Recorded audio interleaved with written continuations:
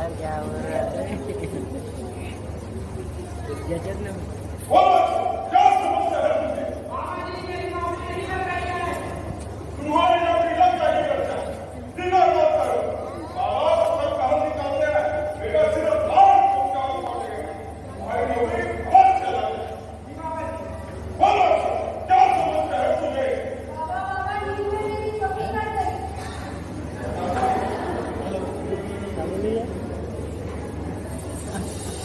तुम्हारे अंदर कुछ न कुछ है, मुझे पता चल गया है।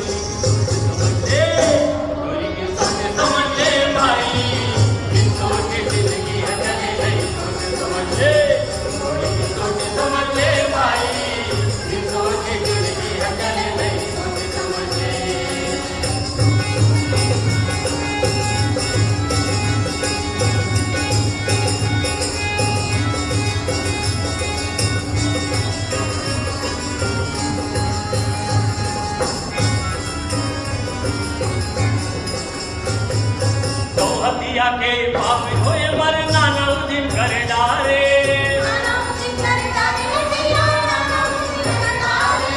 बन के उठा के गैया ला बन के कसाई मारे।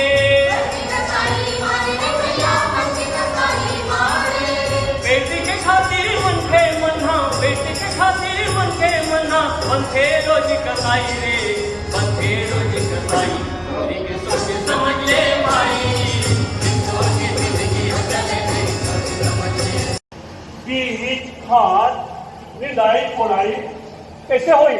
खातू करना दवा दारू उखरे ले बड़े ये पूरी मनहा अति जल्दी बड़े कैसे हो जाते हैं? भगवान जाने कैसे अटक नहीं रहा था, वो देखे नहीं है क्या? आज तो नवा तिजहारी का चुकला कहीं दिखा था। और हंसले के क्या बात है? आजकल तो राखी है ज्यादा बेईमान हो थे। बरहसुली आज ले नहीं, मैं जब ले दाई घर ले लाऊं तब ले तो राखी बगड़ते।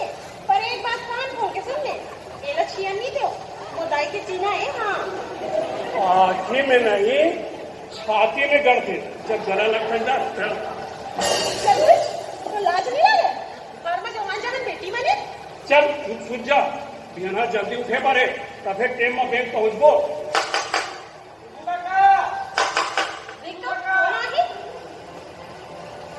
आओ मेरा आओ। ले बाबू आए अभी से बैंकेट के बात करते हैं। कर्जा वसूली बात। राम राम बाबू साहब। बैंक का कर्जा कब पटाओगे? धान कटाई हो गया, बिजाई हो गया, आखिर कब पटाओगे? कटेक पटाए बाबू साहब। रुको देख कर बता रहा हूँ।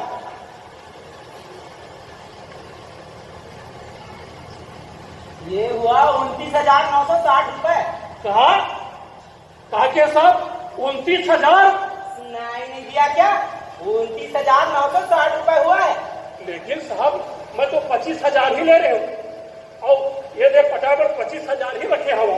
25,000 तो सिर्फ मूलधन है और इतने दिनों का ब्याज कौन पटाएगा? तेरा बाप। सुनो था अंधे हो गए। कर्जा माफ। ये गवैया सरकार कर्जा कौन का है? ब्याजे कम नहीं हुए। सूदखोर सरकार है, साहूकार ज्यादा अत्याचारी है। अंधे हो गए भाई। छनपूछ 29,960 नहीं सकून नहीं, ये तो दाई की निशानी है। एक हमारे पास और है एक चीज।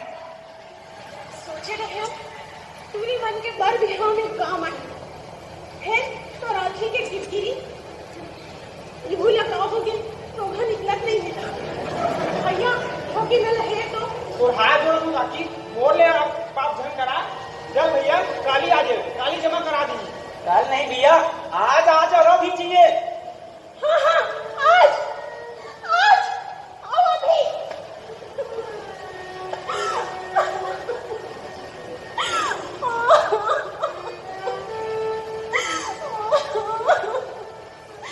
हे दाई तोला में 100 किलो मिठाई चढ़ाओ, कांच मुक्ति के मिठाई। चुप सकून चुप। तो गले में फांसनी से फांस, आज वो फांस निकल गए।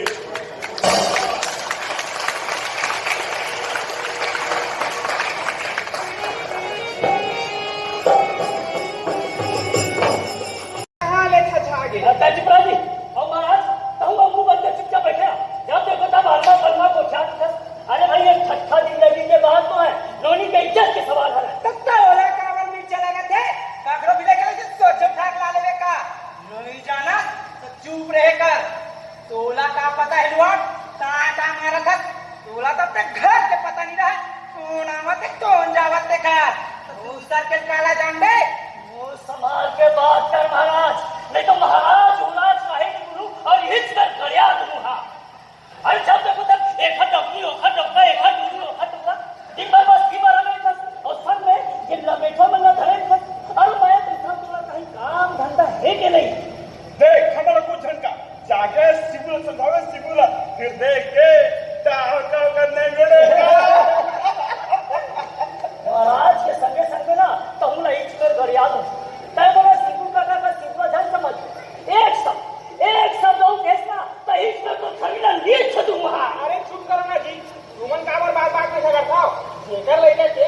और जोन को सके तुम तुमन का बात में काम करे था बने कहा था आज बैठ के में कर फैसला हो के रही गांव के मान सम्मान कुछ आए के न आए एला छोड़ देबे देखा देखा जी काली दूसर मन करी गांव के इज्जत मोटी में चाहिए मोटी मार बने कहा था महाराज जवान जहान टूरी दिन भर पिंजर करते समय बेसमय कबू खेत में तो कबू जंगल में कभी दरिया में तो कभी नलवा में उगर दाई जगह नहीं दिखेगा लड़का मान खुला सांड का घुमा दे कर तो सारा पौनी पसली बंद करा देना चाहिए बने तो कहा दे देखा रो ठोकते हुए दाव खाता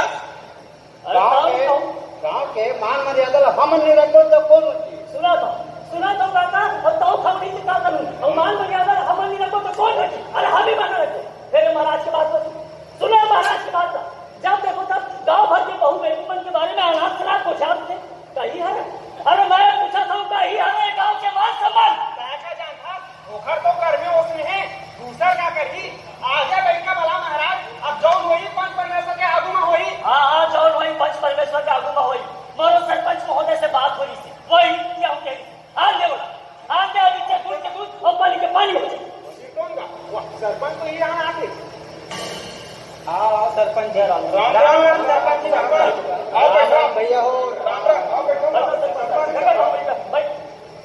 सरपंच साहब पानी लेना मैं पहुंचा हूँ बहुत पानी लेना मैं पहुंचा हुआ पर अभी हमारा शिबू काका और उधर बेटी के बारे में कुछ याद है अब तैयार गया तो मैंने सबक किससे कहानियां बता दे कि कहानी का हाल है आखिर वो लड़का हरा का बने कहा था हैं महू हाँ यही बात का बताया रहा हो तुम्हारा याद है एक किसान चमरू है फांसी हरोई से क्या बुला है ना तो बने कान खोल के सुन ले हो एक काकरो लड़का नो है ये हाथ चमरू के लड़का है चमरू के लड़का के जन्मे बात होकर माँ घलो मर गई से अबे दुनिया में वो लड़का के कोनो नहीं है शिबू के हाल होकर परिस्थिति ला तो तुम्हें सब जाना था तुम्हें लुकाए छुपाए वाली क्या बात है फिर शिबू की बेटी छोटी के जिद किया फिर बिन माँ बाप के नाम का लड़का चाहिए कौन होकर देख रेख करी और कौन होकर पालन पोषण करी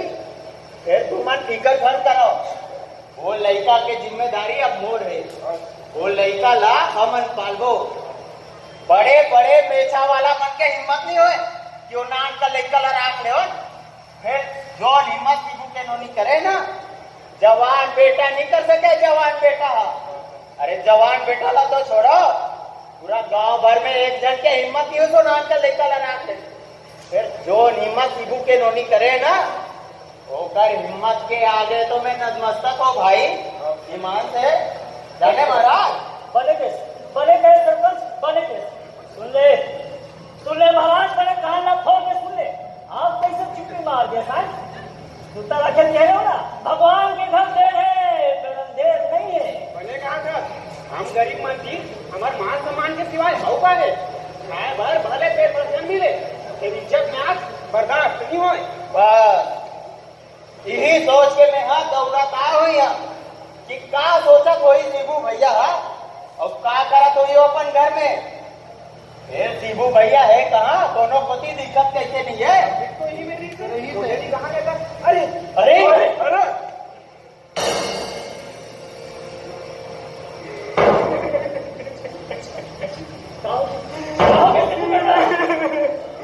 शिबू का कासुआ में कुछ क्या कर ले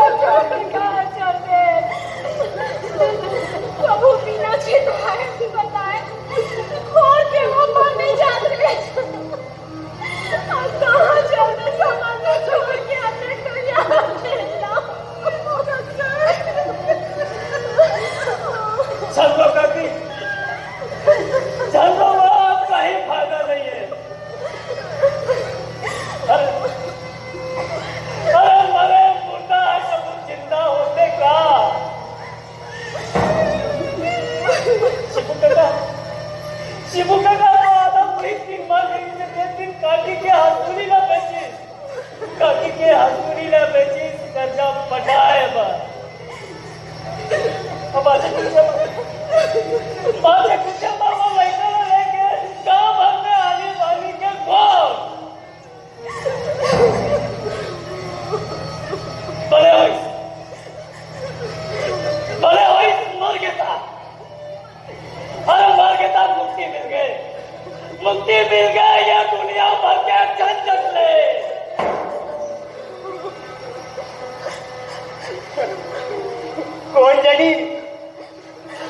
कौन जाने भाई है ना मुक्ति मिली कि नहीं मिली कौन कदे गरीब आदमी सिर्फ भूख और कर्जा में मरते तुम सब देख लो गरीब किसान अपन मान सम्मान पर गलो मरते अपन मान सम्मान पर गलो मरते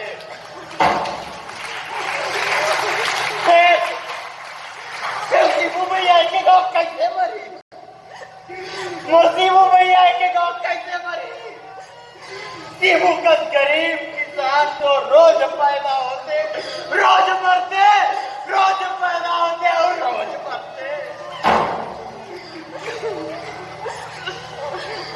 जब तक किसान जुल्म अन्याय और गैर बराबरी में मुक्त नहीं हो ही काका तब तक वो खतरे भले मुक्त हो जाए फिर आत्मा कहाँ मुक्त हुई कहाँ मुक्त हुई कहाँ मुक्त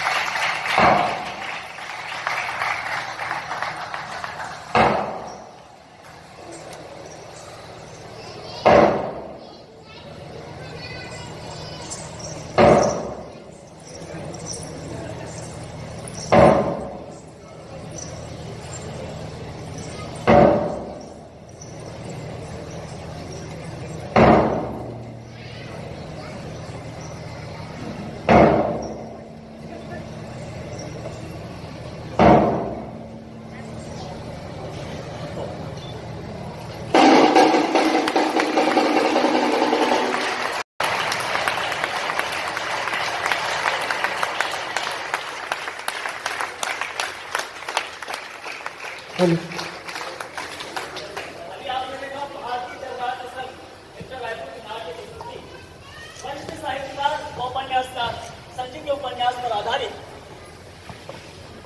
नाटक फांस जिसका छत्तीसगढ़ी नाट्य रूपांतरण किया था संजय शाह ने। संजय भी हमारे बीच उपस्थित हैं। मैं उनसे आग्रह करूंगा भैया मंच पे आए।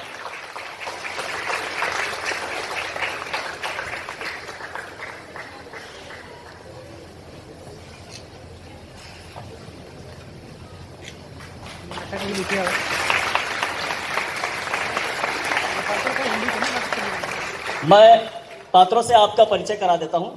ग्रामीण की भूमिका में थे अशोक चंद्राकर,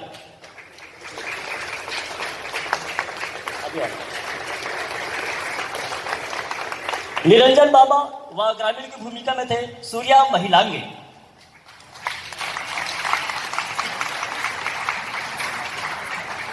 बहन जी व शिक्षिका सुनीता गजबीर,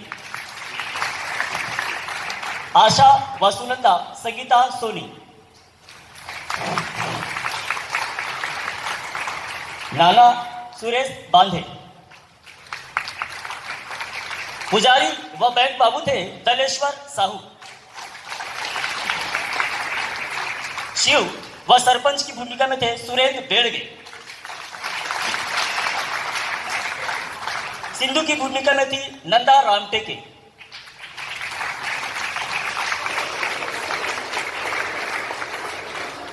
गरीब किसान मोहन बागमारे की भूमिका में थे नरेश साहू।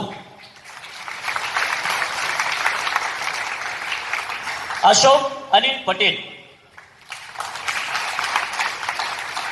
बल्कि का किरदार निभाया था अलका दुबे ने।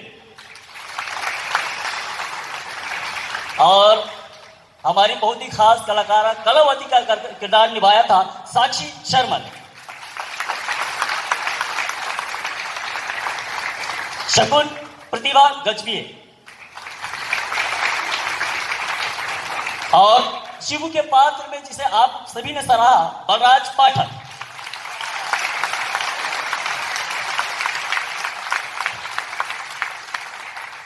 ये तो थे जिन्होंने मंच पे अभिनय किया, आप सभी ने देखा। कुछ लोग ऐसे भी हैं जो मंच के परे भी अपनी महत्वपूर्ण भूमिका निभाते हैं, मैं उनसे भी आपका परिचय करा दूं। संगीत था संतोष चंद्राकर जी का। ढोलक व झांझ में साथ दिए भाई सुभाष बुंदेल। वायलिन में थे हरजीत जुनेजा जी। ढोलक में सिद्धार्थ बोनकर। तबला में अरविंद ठाकुर जी। गायक वृंद में थे गौतम चौबे, पुष्पा साहू, चंद्रकला कर्ष, सुनीता गजभिये। नर्तक दल में थे लच्छीराम सिन्हा,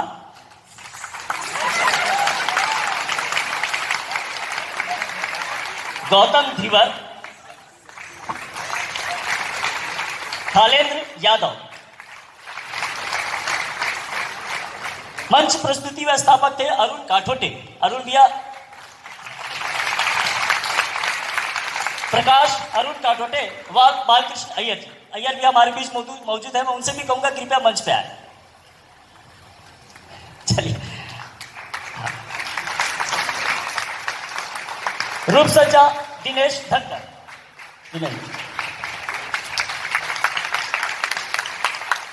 प्रचार प्रसार अरुण काठोटे, मनीष बैरागड़े।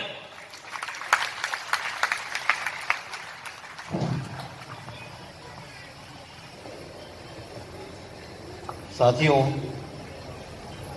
कैफी आजमी जन्म शताब्दी वर्ष पर हबीब तनवीर साहब को समर्पित इफ्ता रायपुर की ये प्रस्तुति थी फास। यह हमारा सौभाग्य है कि इसके जीवंत गीतों को लिखने वाले गीतकार, प्रदेश और देश के मशहूर गीतकार जीवन यदुराही भी हमारे बीच मौजूद है। मैं उनको सादर मंच पर आमंत्रित करता हूँ।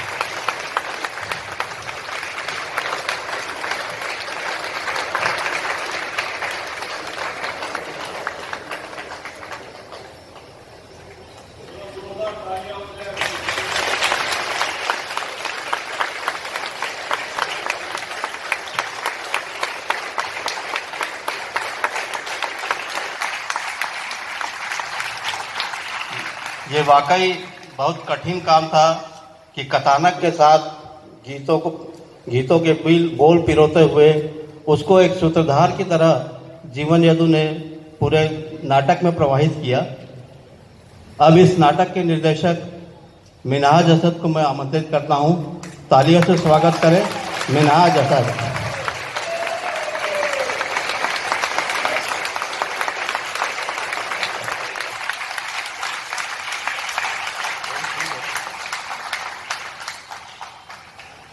ये नाटक जो जिस नॉवेल पे का हमने अडाप्टेशन किया है, संजीव जी ने लिखा है इसे। और ये 2 साल वो महाराष्ट्र के गांव में रहकर उन्होंने रिसर्च किया और वो फांस के नाम से ये हिंदी में बड़ा चर्चित उपन्यास है। इस नाटक में हम उसका पूरा उपन्यास बहुत बड़ा है, हमने उसका समझ लीजिए 30% इस नाटक में लिया है। और इसके सारे कैरेक्टर्स रियल कैरेक्टर्स हैं। उन्होंने जिन परिवारों ने सुसाइड किया था किसानों के, उनके गांव में रहे, उनके घर में रहे, 2 साल उन्होंने वहाँ रिसर्च करके इसको लिखा पूरा। इसमें जो बच्चा जो लेके आते हैं जीवन, जिसका आपने प्रसंग सुना, वैसे महाराष्ट्र में एक रेसिडेंशियल स्कूल है जिसको एक सामाजिक संस्था चलाती है। उस रेसिडेंशियल स्कूल में 800 बच्चे पढ़ते हैं। वो 800 बच्चे ऐसे हैं जिनके माँ बाप दोनों ने सुसाइड कर लिया था, अभी भी वो स्कूल है।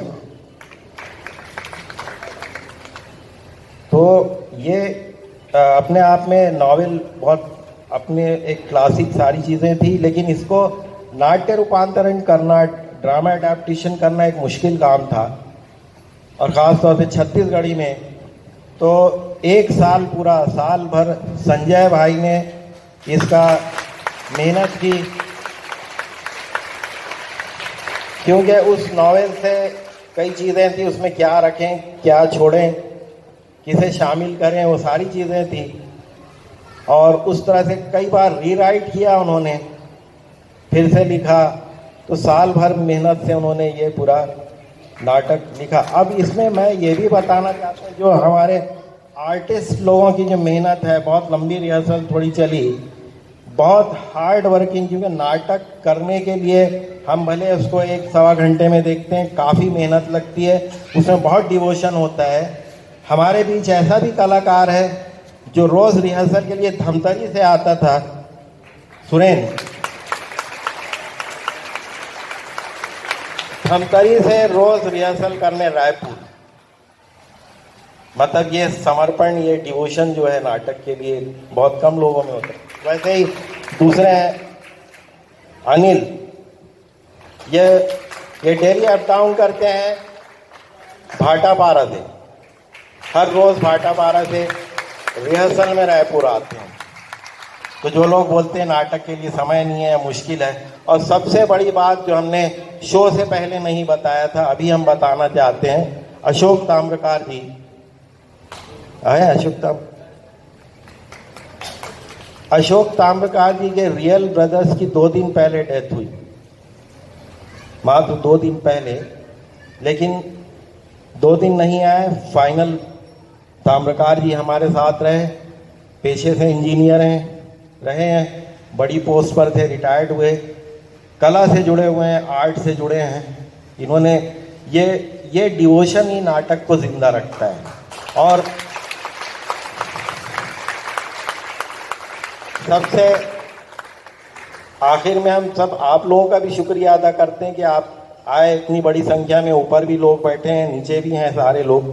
इसमें एक लास्ट पार्ट में जो म्यूज़िक का काम था, जो जीवन भाई ने गीत लिखे, वो तो खैर जीवन भाई तो किसी परिचय की ज़रूरत नहीं है, जीवन यदु जी जैसा लिखते हैं, उनके तो यहाँ के चर्चित और बहुत ही प्रसिद्ध कवि हैं। उन्होंने लिखा, उसको संगीतबद्ध करने का जो काम था वो भी एक अपने आप में थोड़ा सा मुश्किल काम था। इसको 2 लोगों ने मिलकर मेन संयोजन किया, संतोष चंद्राकर और गौतम चौबे जी। ये जो संतोष पूरे संगीत में काफ़ी इनके साथ सारे सहयोगी रहे, संयोजन करने में इन्होंने बहुत बड़ा काम दोनों ने किया। और ये मतलब ये भी एक मेरा अलग अनुभव है कि इसमें शहरी कलाकार भी हैं, लोक कलाकार भी हैं, मिला जुला हमने इसको किया। इसके साथ साथ हमारे कुछ साथी जैसे अय्यर हैं, ये भिलाई से आए पहले, अब बहुत जल्द रायपुर वापस आने वाले हैं। इनका भी नाटक आप देखेंगे, इफ्टा में फिर से एक्टिव होंगे। तो आप सबका बहुत बहुत धन्यवाद। आबिद, अच्छा, हमारे संगीत के जो पुराने सारे पूरे संगीत को जिन्होंने सुपरवाइज किया, आखिर में आबिद जो हमेशा हमारी म्यूज़िक डायरेक्टर रहे हैं इफ्टा के, इसमें भी उन्होंने पूरा उसको सुपरवाइज किया, म्यूज़िक को लेकर आ गया।